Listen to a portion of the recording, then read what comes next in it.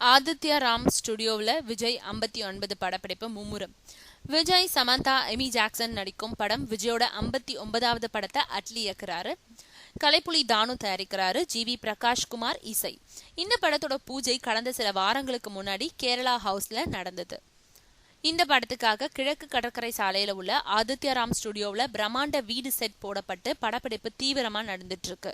இதுல விஜய், சமந்தாவோட ராதிகா சரத்குமார், பிரபு, நான்கடவுள் ராஜேந்திரன், காளி வெங்கட் ஆகியோர் நடிச்சிட்டு இருக்காங்க. முதல் கட்ட படப்பிடிப்புகள் எல்லாம் இங்குதான் நடக்குது. இரண்டாம் கட்ட படப்பிடிப்பு வெளிநாட்டுல நடக்குது. இந்திய அரசோட உளவு பிரிவு அதிகாரி விஜய் நாட்டுக்கு வரும் பல ஆபத்துக்களை தன்னோட புத்தி சாதுரியத்தால முறியடிச்சவர். அவர் இருக்கிற வரைக்கும் தங்களால எதுவும் செய்ய முடியாதுன்னு கருதும் சர்வதேச கும்பல் தன்னோட திருமணத்துக்காகவும் விடுமுறையை கழிக்கவும் தன்னோட சொந்த ஊருக்கு வந்திருக்கும் விஜய தீர்த்து கட்ட வராங்க.